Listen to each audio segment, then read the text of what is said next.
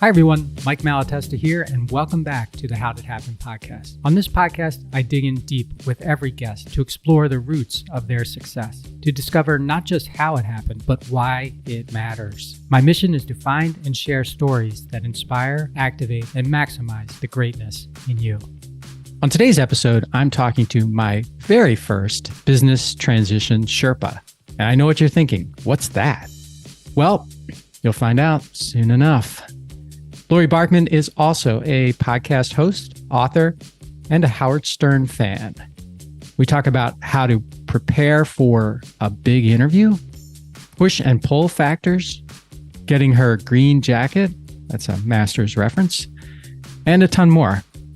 We also paid a quick tribute to Charlie Munger, who passed away the day before we recorded this episode. This is something I want to do and working with business owners to help them from transition to transaction. How do I help them pre-M&A? How do I help them understand what they could do to have a transferable, attractive, ready business? And then what do they need to do from the personal standpoint also? Yeah. It's the transaction, it's the numbers, it's all the spreadsheets, but then there's this human element. And I really have focused on that the last 3+ years of building a business. What's it worth? How do we move on this continuum of transition?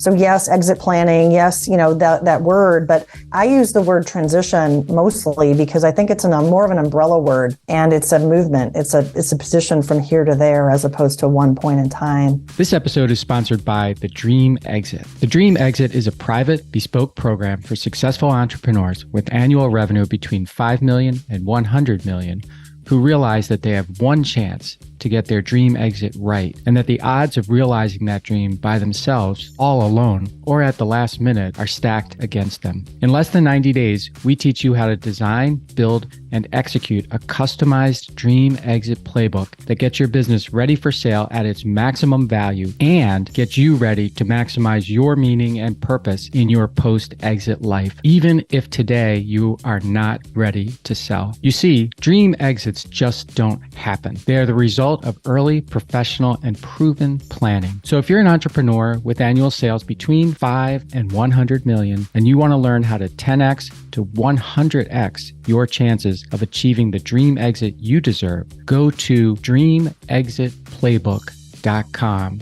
today. And now, here's Laurie.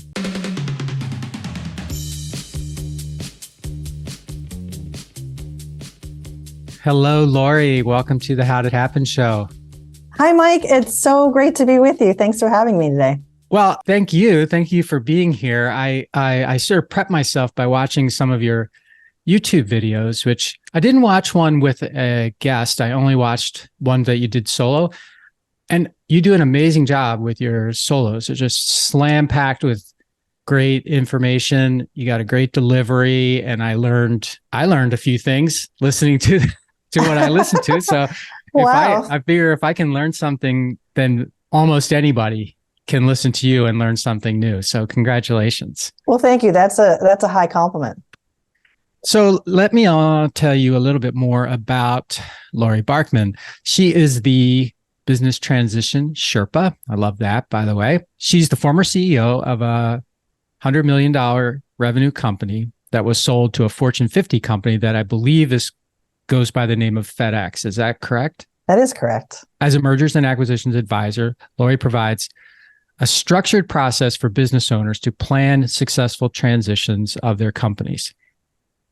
She is the author of the Business Transition Handbook.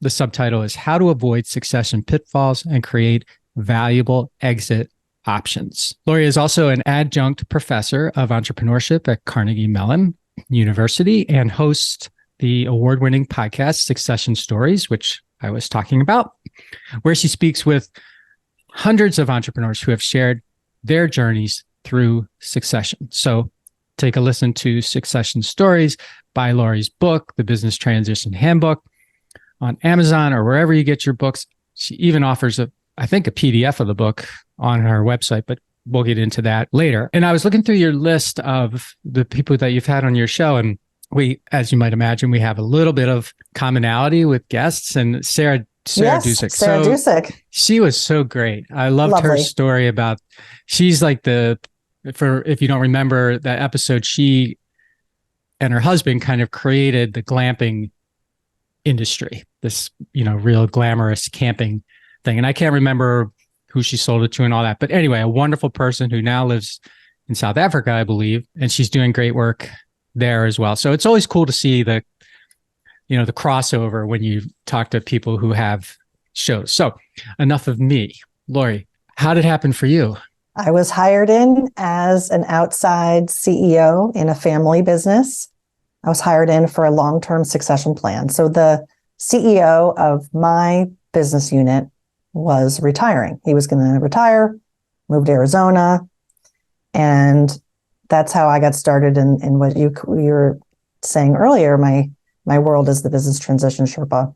So I was in that business with an intention to be part of this third generation family company for 20 plus years. I was really excited for that long-term future.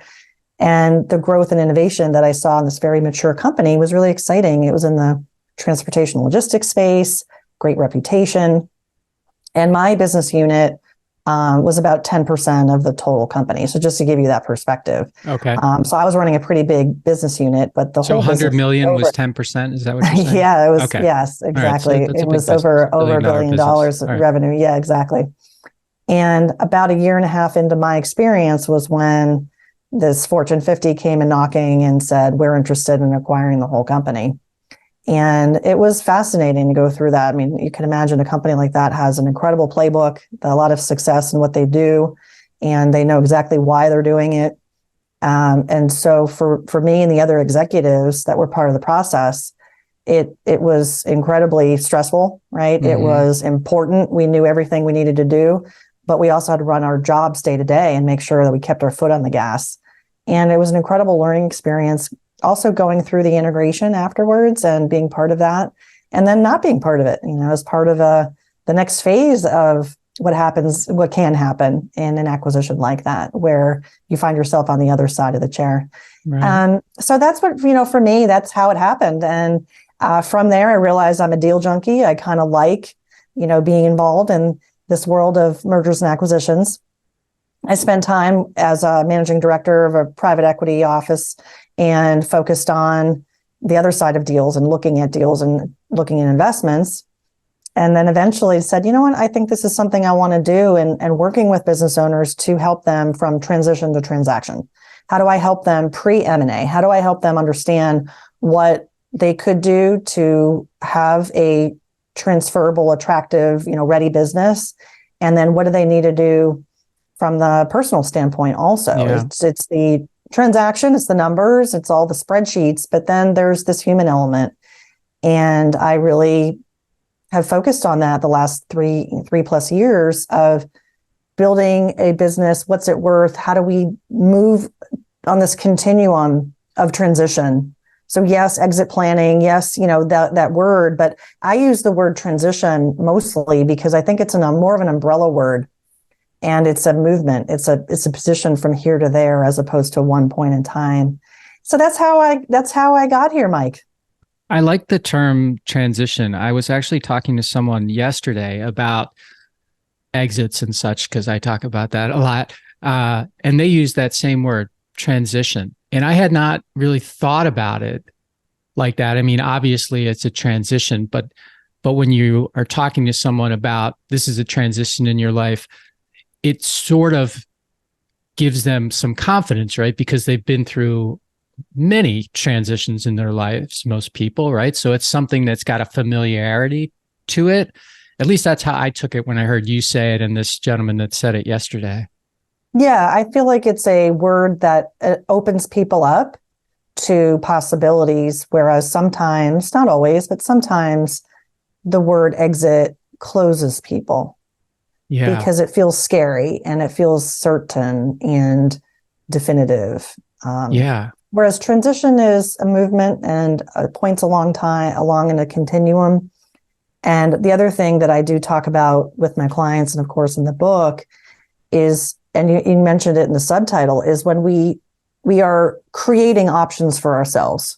So if we are able to work proactively on building the value of our business and doing the good work to create value for shareholders, ultimately that's going to have hopefully a positive payoff when you're ready to have a transition or sell or exit or transition to family, whatever your exit options are. So one of the things I really highlight in the book is this: start when you can, right? You can't do exit planning when you're exiting. It's too late. Mm-hmm. And the little secret that you know very well is that everything that we work on with clients to help them build a more valuable business is going to make it more enjoyable to run today. And why wait, 20 years from now? Just like when you're selling your house, I don't know if you had this experience with your parents, but for mine, when they were looking to sell their house, they finally upgraded the kitchen. They finally upgraded the bathrooms. Like, why didn't we do this when we were living here? Why did we wait till you're selling the house? It's the same idea. You don't just dress it up to sell it. You really should dress it up to enjoy and benefit from it all along the way. And that creates a lot of value. So there's lots of different aspects of exit planning, and value building is one of them. That's a great example. That my mom is actually doing that right now. Her house goes for showings starting tomorrow.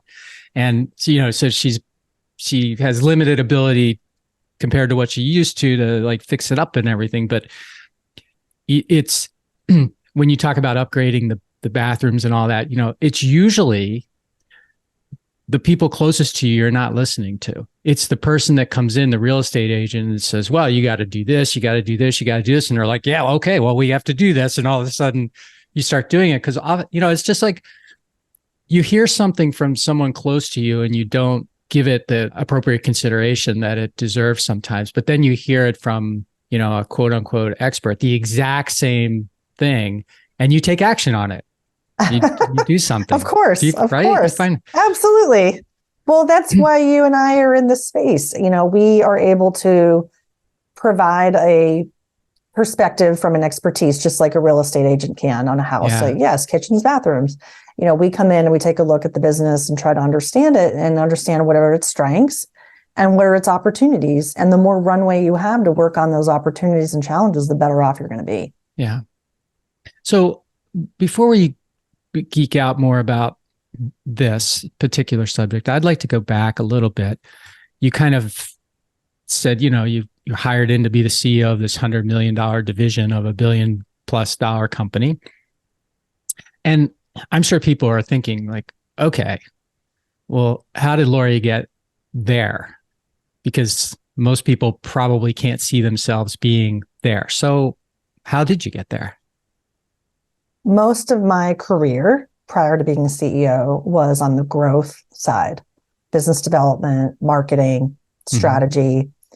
And along the way, I had met different executive recruiters and stayed in touch.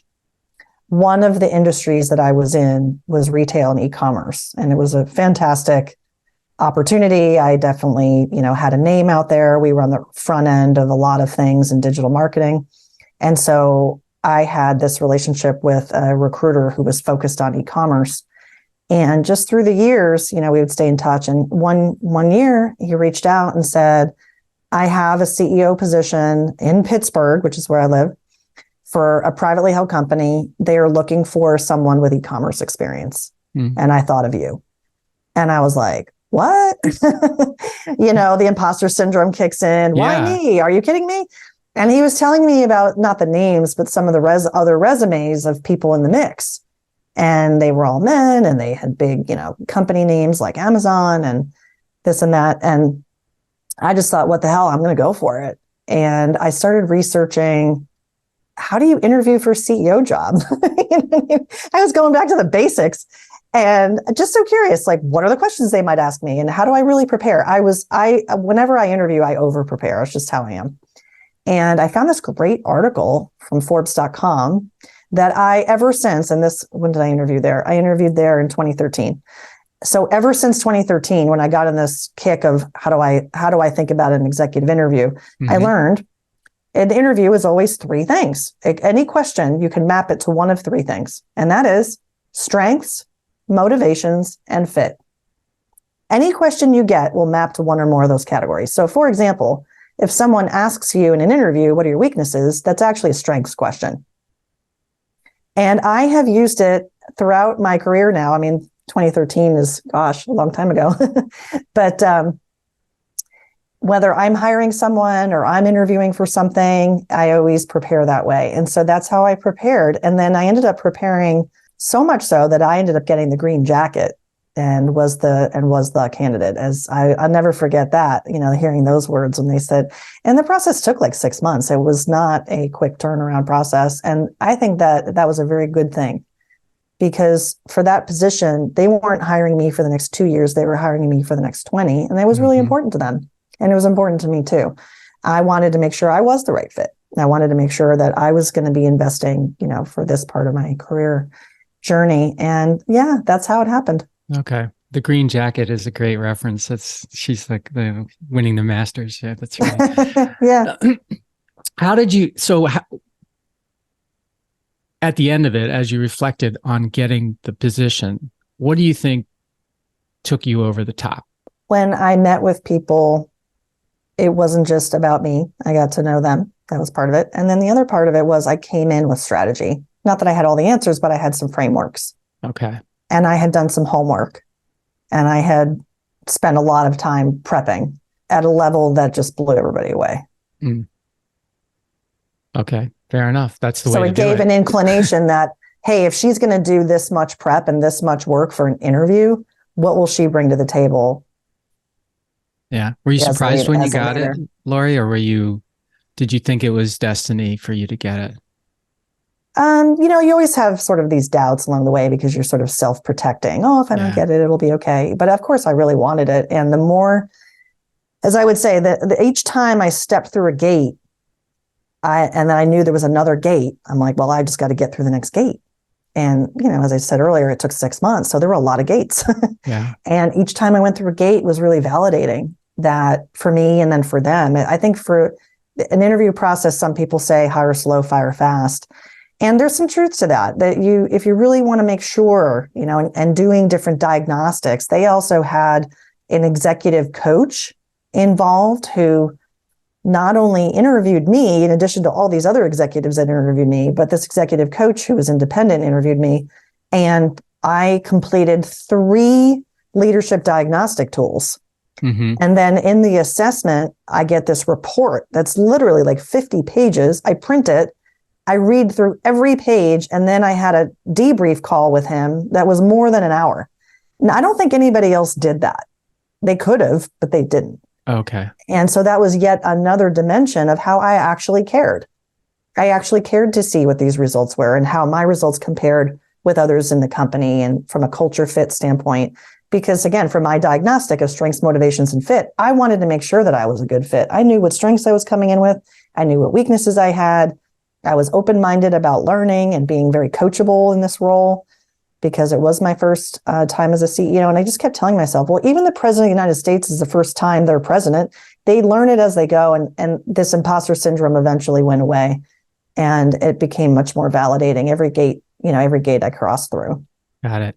You're going into this with a 20-year plus lens, as are the owners, I suppose, at that time. And a couple of years later, that 20-year lens becomes a 2-year lens. How did that sit with you? It was tough. I mean, I certainly understood it and was, as an executive, I was part of, different conversations and kind of knew, some of the groups might be integrated out, but I wanted to be part of this long-term thing. I really was excited about it. And so I went through my own emotional transition, to be honest. And it was not easy. And just like anything, when you have push factors and you have pull factors. It's the pull factors that we have potentially more control over and that we get excited about. It's when we have something that happens to us that we don't always control that can put us a bit in a tizzy, or it's a little more of that disconcerting, oh my goodness, I'm not happy about this situation because I didn't initiate it. I didn't control it, And when I talk with owners about push factors and pull, it's the same idea. And so I can empathize a bit when we have some things that happen to us as opposed to making it happen. So I feel like that was an important growing aspect for me, as an executive to go through something like that. And when you use the term push and pull factors, for people who don't know what you mean there, give me an example. So let's say, I'll turn it into a situation where we're talking about a business owner. If you've built a business that you ultimately would like to sell so that you can build another one, an example is a pull factor is you're excited to build your next business, or you're excited to retire because you want to travel, or you want to be in the grandparent business. The pull factor is something that you're really looking forward to, and it's pulling you forward, sort of invisibly, right? But it's an energy, and you're motivated for it. And so therefore you're open to leaving your current state, because you're going to go to this next state. A push factor feels more like literally that, like someone's pushing you out of something as opposed to pulling you into something.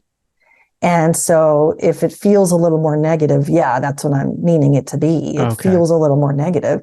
Other pull factors, we can come up with that list, but buying a business or whatever it is, other push factors can be things like the 5 or 6 Ds, if you've talked about that on your show, where it's divorce, death, disability, disaster, things like COVID that shut us down. Those can all be push factors too, of reasons why we might want to sell our business, get out of our business.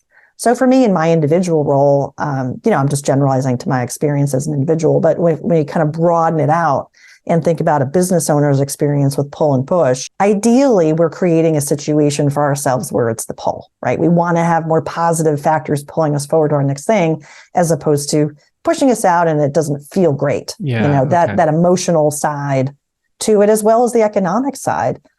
For a business owner, we've seen some data that shows if you have more pull factors associated with your business, you'll see more of that, call it price preservation or premium. Whereas if you have these negative things, health related, right? Bad health, divorce, partnership dissolution, disaster, all those negative things can have a discount on the price of your business. Sure. It's like so there's a correlation there. Blood in the water sort of thing. Yes. The sharks start circling. Yeah, that's right. Right. That's right. So the pull sounds to me like driving the bus, where the push sounds to me like riding the bus.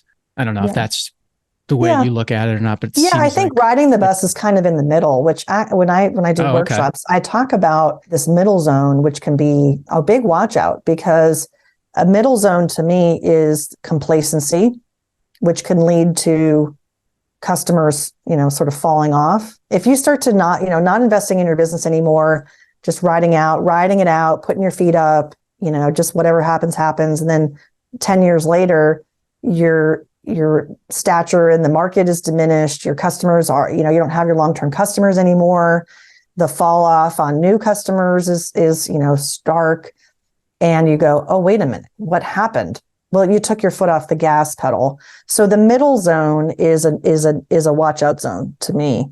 And it's this neutral side of a transition mindset where it's like, well, I'm just going to kind of let it happen. We'll see what happens.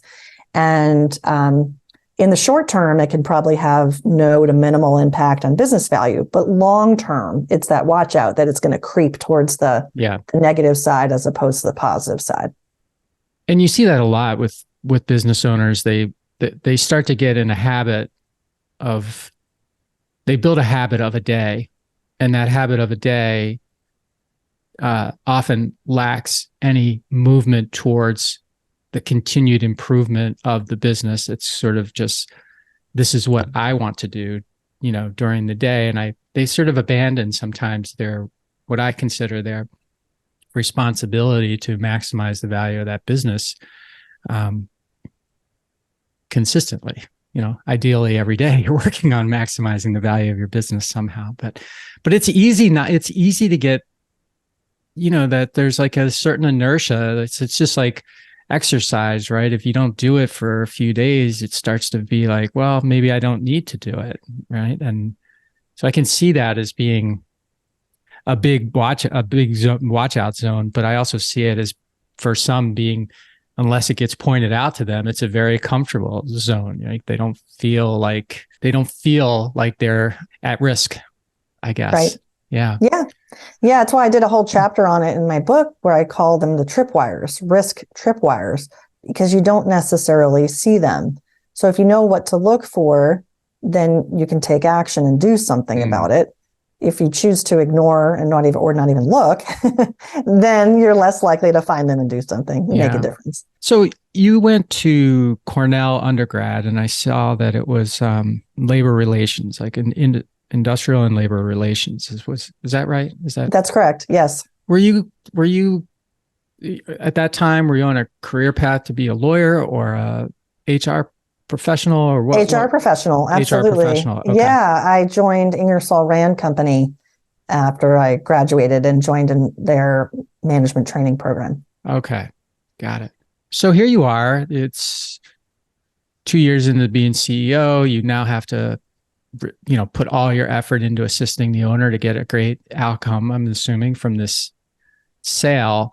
And then you have to assimilate yourself into, you were at a big company compared to almost any company out there. And now you're going into a giant company. And you were there for a couple of years, maybe? What happened there? And because that really led to you becoming the business transition Sherpa that you are, right? Yeah, and that's part of the story that I shared earlier, just to kind of put a bow on it.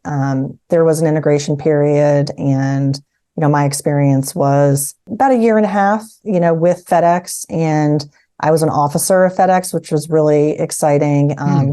Been part of top level strategy discussions. Part of, the benefit of being in the role that I was in was planning, which was really exciting and something I'm really good at.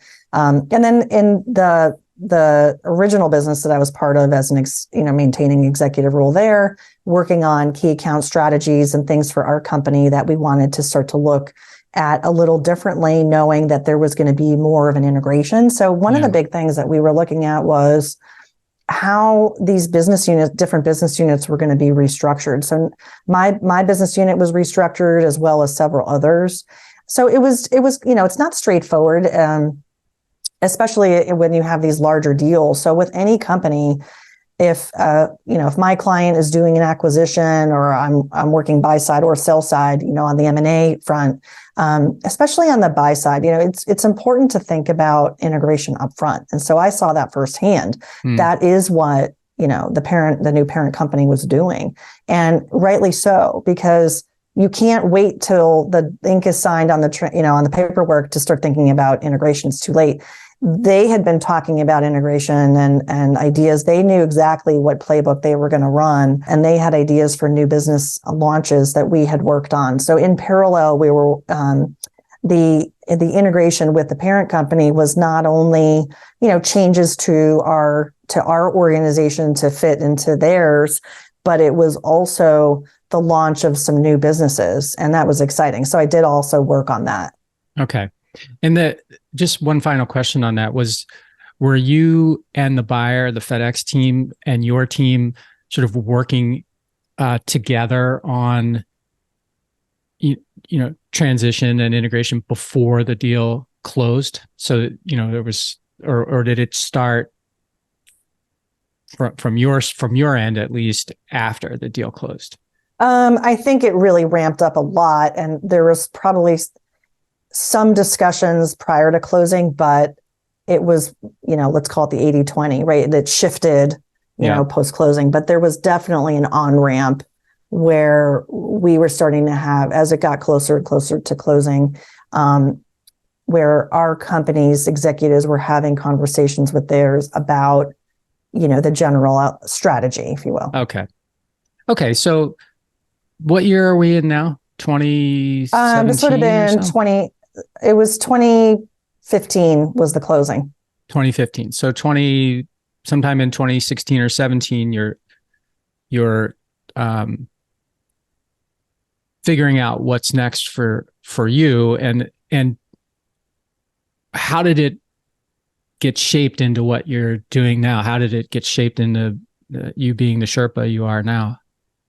It started in a variety of ways. Sometimes it just takes us getting a nice shower and getting a big idea.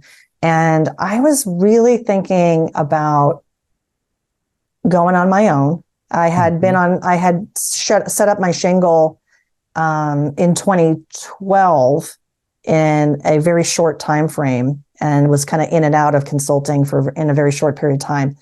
But it at least got me out there. I already had an LLC. I already had the name, right? It was the focus at that time was something different. But the good news for me was when I was feeling ready to be on my own as an entrepreneur, I wanted to reshape it. I didn't want to go back into the market in 2012, I was doing marketing strategy. Okay. And although I'm very good at that, I didn't want to do that again. I wanted to do something different. So I was thinking about, well, what am I good at? What do I enjoy? And strategy planning has been part of my toolkit since, I don't know, call it the early 2000s.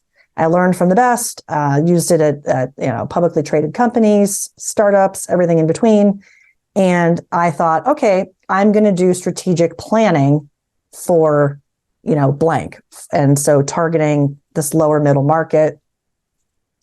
So that was my go-to-market approach was, okay, I'm going to focus on strategy planning. But then because of the network that I had built in professional services, I had learned about this thing called exit planning. Mm-hmm. And how the silver tsunami was coming, and there's all these baby boomers that need to, have a succession solution, but they didn't have one. Yep. And I just started putting the dots together, and I'm like, wait a minute, this is strategic planning. We're just going to do it in a different way for a different purpose. And so then I started to get certified in different things. So I got certified. I got a certificate from the Exit Planning Institute. I got certified on the Value Builder System platform. I got my certification as an M&A advisor. And that's eventually, I'm summarizing a lot of time here, but eventually that's how I ended up rolling it all into strategic transition planning, because the foundational mindset and skill set of what we need to do, I already had. It right. was the competency and experience from my experience as an executive going through the process, and then also, these other aspects of learning and training. And the big idea also for me was the podcast. And this day in the shower when I'm like, oh, if I'm going to do a podcast, what would I do? And the show Succession had just come out. And as I was reflecting on my experience as a CEO, it was about succession. I was brought in as part of a succession plan. The sale of the company, to a larger entity was an ownership succession. And this word succession just kept in my head. And I thought, well, that's kind of fun. Let me go with that. Succession stories. So the alliteration, the marketer in me kind of liked it. And I thought, I can do a lot with succession stories. I can have a lot of interesting people come on. And then the three pillars of the show are growth, innovation, and transition. And those are all things that I felt like I could speak from a position of some strength and knowledge. And I felt like, hey, what a great opportunity to bring on some knowledgeable folks, educate. I'm kind of an educator at heart, I guess. And let's have some fun with it. And it ended up being just at the start of COVID. And the medium of video was fantastic to have these conversations across the world, meeting people in Africa and different continents. And we're all talking about the same concepts, which was really fascinating to me. And here we are 3 years later. So it's all come together relatively quickly. So I talked a little bit about my experience with your show at the beginning. I'm curious, podcaster to podcaster, the path of your show from 2020 to now 2023. We're near the end of 2023. So you've been doing it for a while. Have you changed how you approach things? Have you changed who you want to have conversations with? Have you changed the types of conversations that you're having? How have you evolved, I guess, as your own experience and maybe the marketplace talk to you? Yeah, absolutely. I feel like I've evolved. I think from a personal standpoint, I'm much more relaxed. I was so nervous. I used to wring my hands under the desk. No one could see it, of course. I didn't used to, in the beginning, I didn't record video.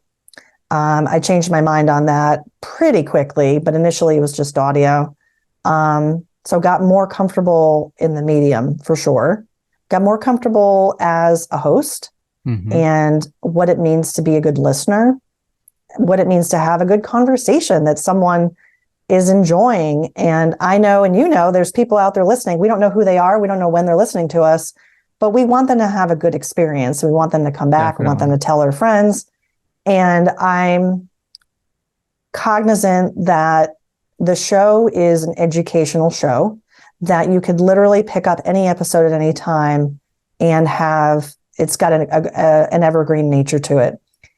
However, what was really interesting during COVID, I couldn't ignore this global thing happening. So one of the things that I paid attention to during 2020 and, part of 21 was when I would do interviews, it wasn't about COVID, but COVID made its way into the conversation. So that way I wasn't ignoring the obvious, Sure. I had a guest who was on and I thanked him for being open because they were making food. It was a food production facility. And, on video, he's wearing his covered, cap and everything. And so I wanted to acknowledge he's open during COVID, that not everybody was. Yeah, right. It's keeping us fed right. It's important. Yeah, so I weaved in. So that was, kind of in year one, figuring all of that out. Like, I didn't want it to be where all of these episodes are about COVID and then no one's going to want to listen to them again. So I kind of did the best I could there. And then I've only did one in-person video. It was right before COVID, everything shut down. And it was a fantastic interview. And there's a magic when you're in the same room with someone and having a conversation, I think. So I've always tried, when I do now with the video, I try to connect. I try to really connect with my guests. And, I know, Mike, you do the same. It's important because it makes a difference for the audience if we connect, and if we have a good experience together. So I'm mindful of that. And I think also using the show as a mechanism for growth for me, for the business, and for my practice. I have been mindful about the types of guests, primarily interested in speaking with entrepreneurs, people who have been through the process, good and the bad and the ugly. And most of the time they are looking in the rearview mirror, which is, makes a lot of sense, right? People are more open to talking about it when it's in the past. But recently I've challenged myself over the last year to bring in people who are open to looking forward. And that's been really great because I'm not putting them on the spot to say, well, what are you going to do? I ask them more generally about the legacy they want to leave. And, this one guest I had, his name's Bill Spohn, great guest. And he had told me privately, we were talking and he said, yeah, I've told everybody that I'm retiring in 3 years. Now he has his own podcast, so he's also kind of put it out there on his show. Okay. But I said, would you be open to coming on my show and talking about it? Because it's almost like this taboo thing. People don't want to say what they're thinking for good reason. Sometimes it's just, you don't want to do that. And other times it's okay. For him, he decided it was okay. And we had a great conversation about it. So I am starting to do more of that. We're more looking forward and more about, the legacy of that's what's important to you in building this business. What do you think about in your next phase? What's interesting to you? And just having that has been, I think, eye-opening in a different way. And I do believe people are learning from that as much as the rearview mirror conversations about, growing and building and selling. Yeah. Okay. Well, thanks for taking us through this because I've similarly, I feel like I've evolved over time. I certainly do things differently, and hopefully I ask questions a little bit better, and hopefully I listen. But I'm really trying more than ever to connect with, especially when I do a solo episode, to connect with someone like we're having this conversation. So I use the word you and I, whatever, often, just like we were sitting, even though I'm talking to no one during those, I'm just talking to myself. But still, I kind of do that because I think that people like to hear that you're speaking directly to them. And I think that's probably the best word in that situation to use to accomplish that that goal. So anyway, still a work in progress for sure, and probably forever. So speaking of succession, and this is just who don't want to COVID date stamp this either, but Charlie Munger died yesterday. Charlie Munger, Warren Buffett's partner for, I think, 50 years. He's 99 years old, just a month short of turning 100.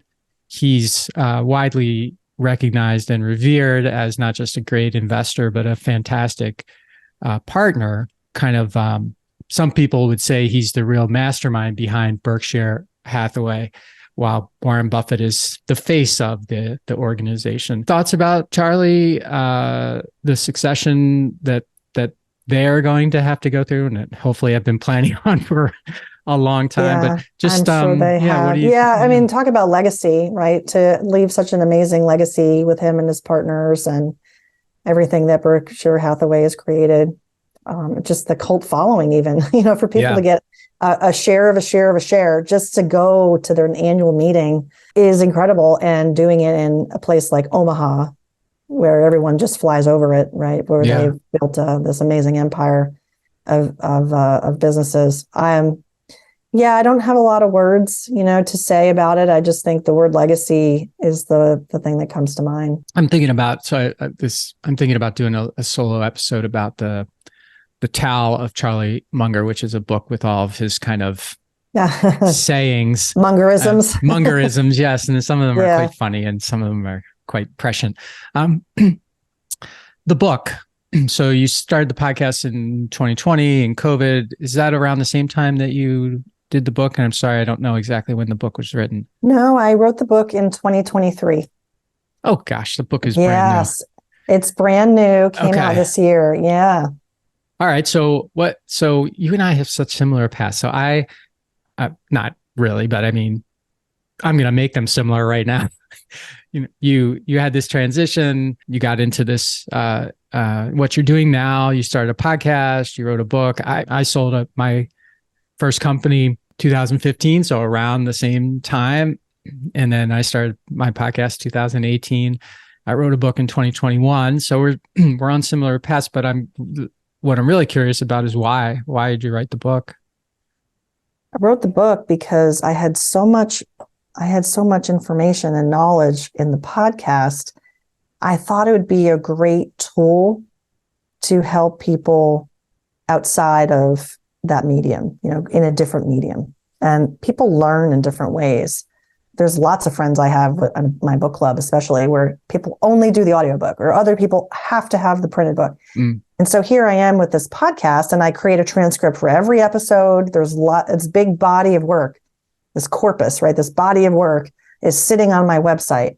And it just kept gnawing at me that, oh my goodness, like I could do something with this. It'll take some effort, but maybe I could create a book that's the best of. Take the best of episodes and wow, boom, I have a book. And I love the interviewer, Howard Stern. People love him or hate him. I think he's an amazing interviewer. And he had done a book where he did just that, where he took the best of his favorite interviews and he put them with a little bit of an intro. And those were the chapters, were each of these interviews. And I thought, oh my goodness, I can do that. So that's what I set out to do. And I hated it. It didn't work for me. I didn't like it at all. And I scrapped it. And then I said, you know what? I'm going to put myself in the shoes of the reader, the pants of the reader. What do they care about? What pain points are they having? At the end of the day, why would they buy this book? Why would they care? What am I solving for them? And when I did that, then boom, the chapters came to me. And each chapter is a pain point. So that's how I, set it up, like how to avoid these painful things. The subtitle, let's avoid succession pitfalls. Let's avoid these pitfalls. So all these chapters are things you want to avoid. And of course, leading into what you want to do. And then surgically, I would think about episodes where I had these little golden nuggets and I would find them. And then I would put them in the book in the right places. And that was really fun. So I ended up flipping the dynamic of what I thought. It was like almost this inverted pyramid flipped over, where I had all this body of work. And it's like, oh my God, how am I going to fit it into a book? And then once I had my chapter flow, then I was like, oh, I need something in my book on family dynamics, or I need something on M&A. Let me go to these episodes. And of course, I'm weaving in my own stories and experiences and other know-how. And then everything kind of came together, and the feedback's been fantastic. People have said that it's like having me as their Sherpa, I'm talking to them.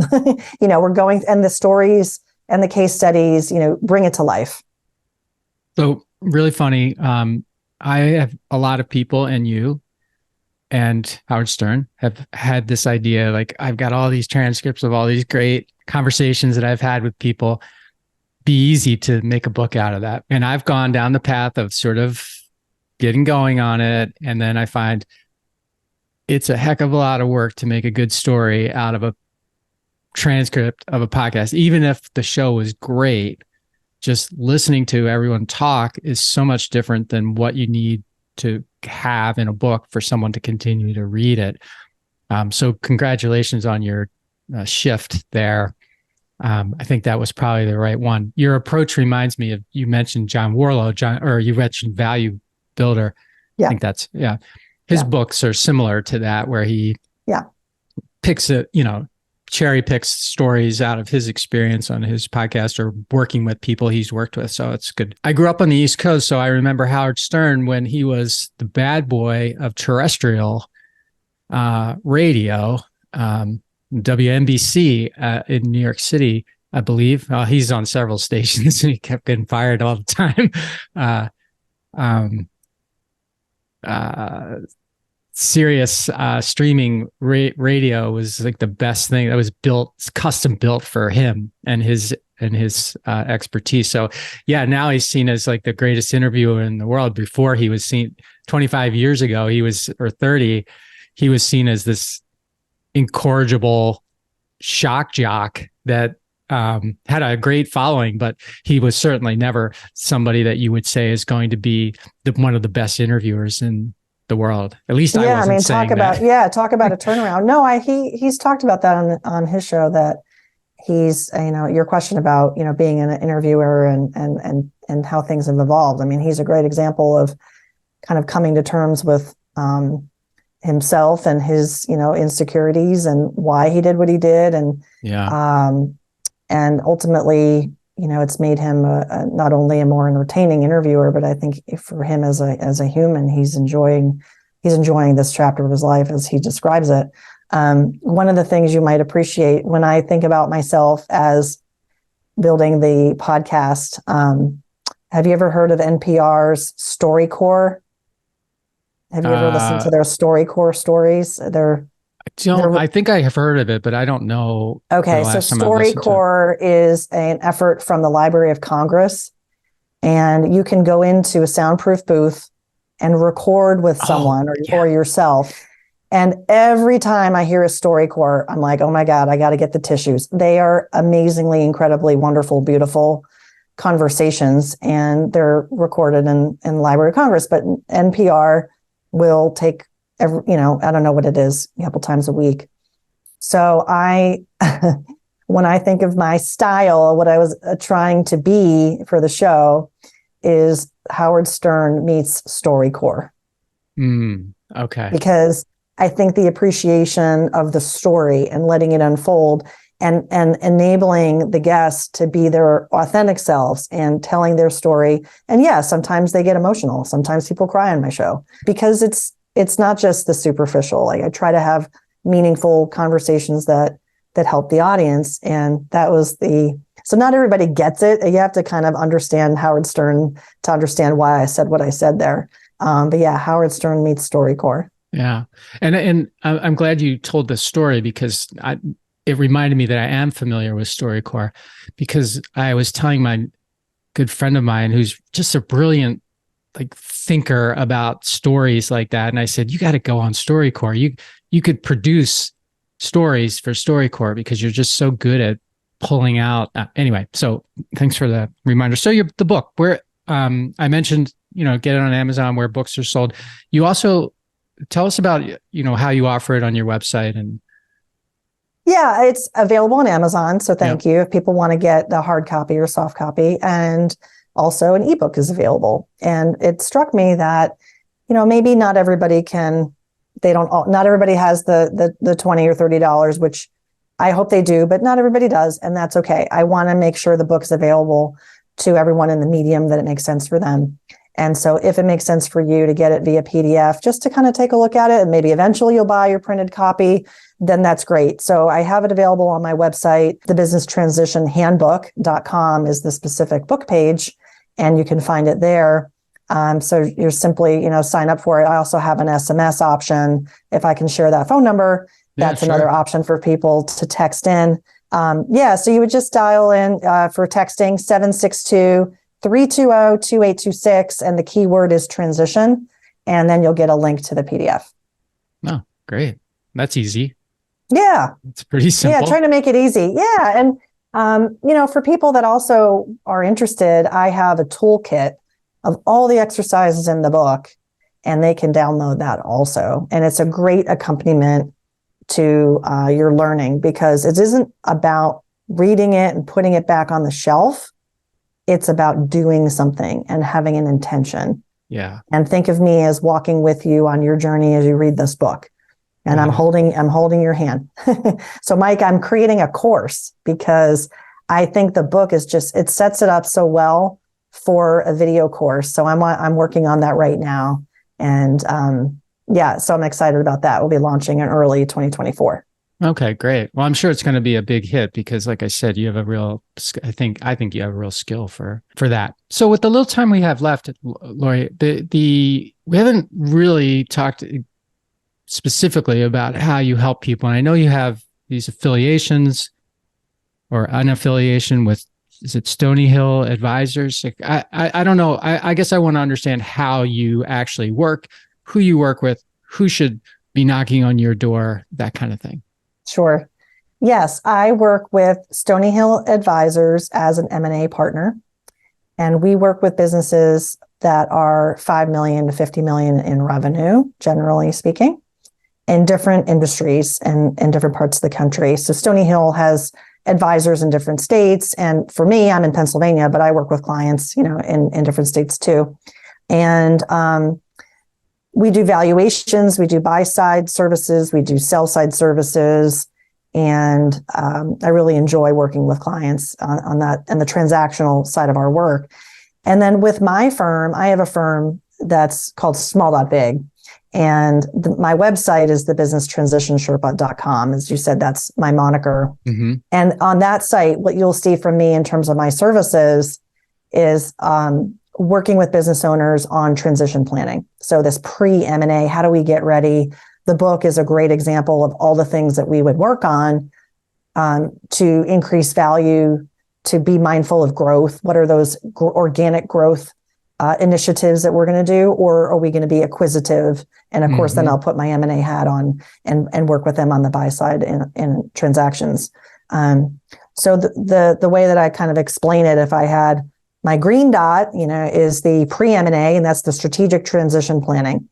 And that's a process that I work with clients about, let's say, 9 months, and we cover a lot of topics.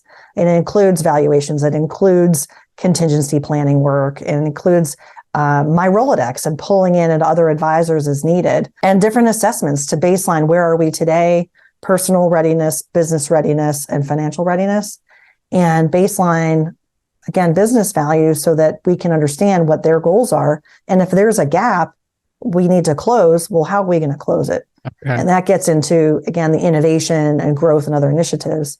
So I work with clients on a monthly basis as an advisor if they're on this growth trajectory and they want to be mindful of how to build business value as we do that. And then when they're ready for more transactional M&A work, then that's my affiliation with Stony Hill and being a certified M&A advisor, and we'll paper the relationship with Stony Hill.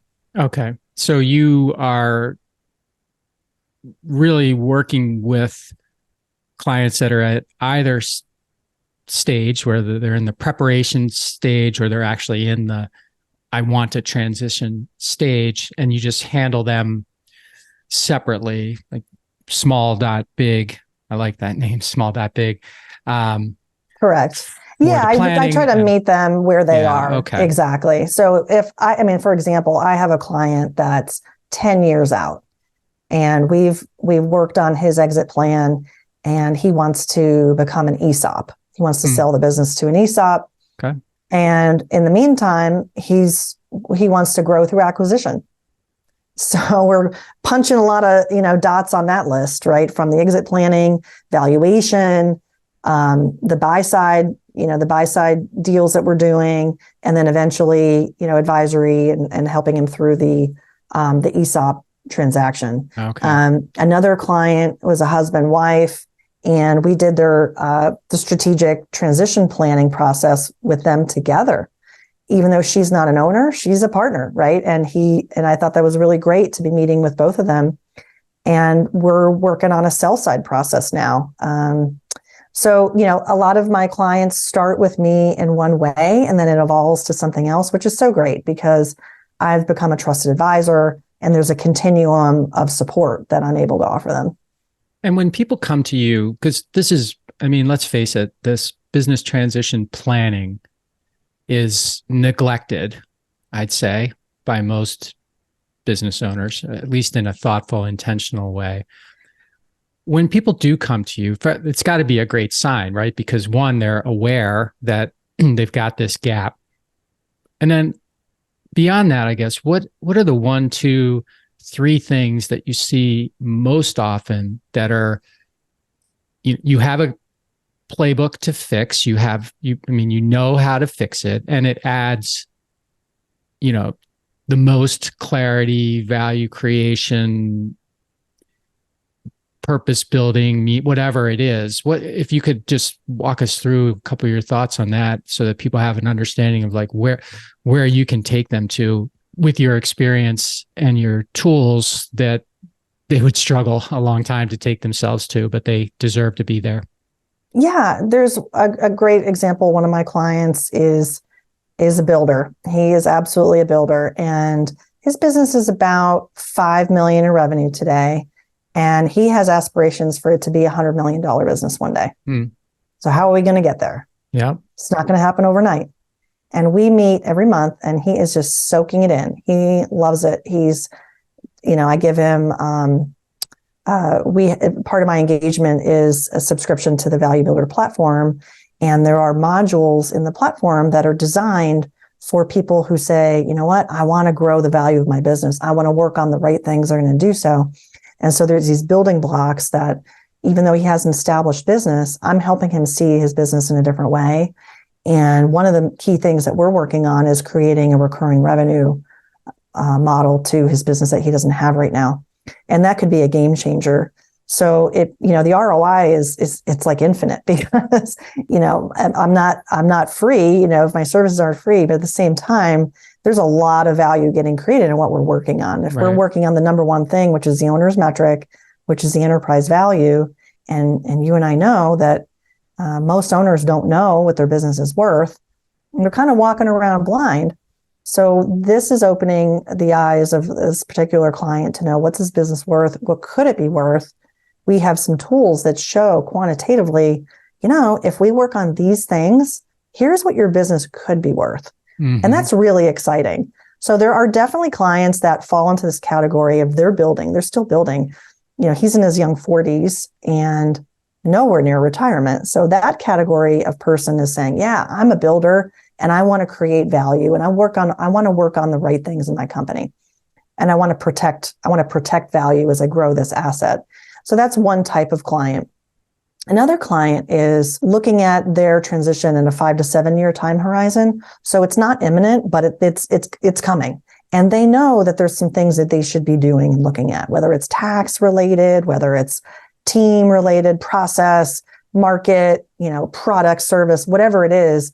We've got a runway to do so, but that window is going to close. Mm-hmm. And so that client is exciting to me because they're mindful of the timeline. And if they work backwards and we work backwards together, we're looking at who might be the right buyer for your business, who might be that best fit for your business and why, and what do we need to do to make your business more attractive, less, mitigate risk, less risky in some areas, and transferable. And so transferability can really be a hookup, a hang up for some companies.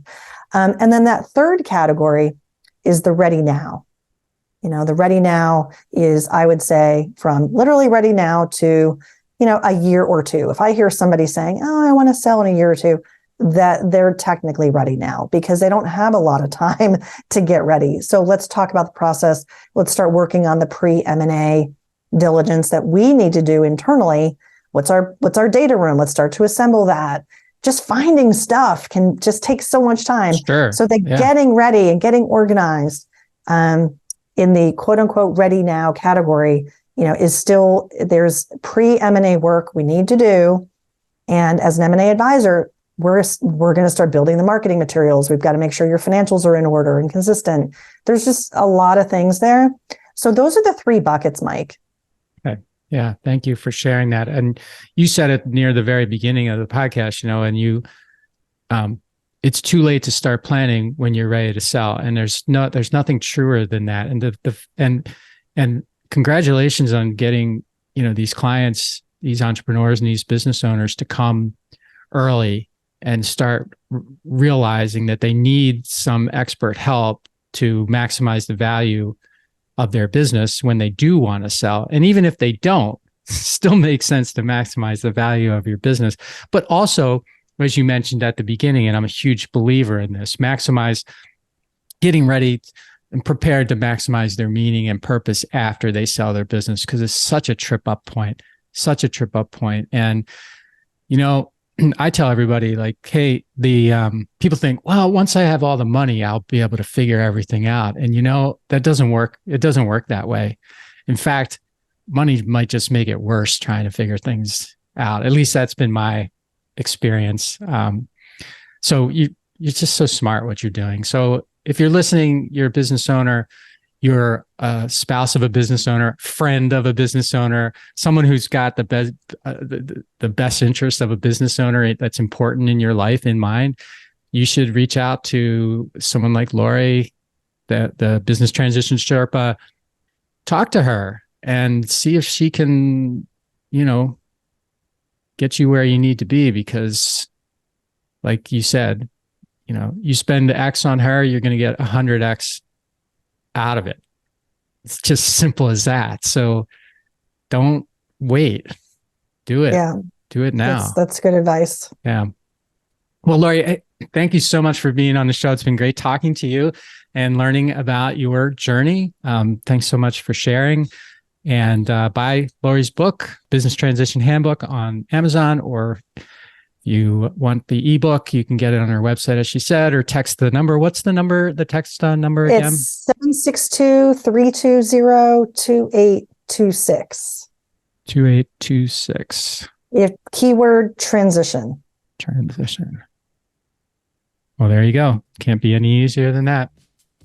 So thank you so much for listening to the show today. I really do appreciate you being here, and I hope you found some value from it today. And please maximize the greatness that's inside of you today and every day. Thanks, and I'll talk to you next time.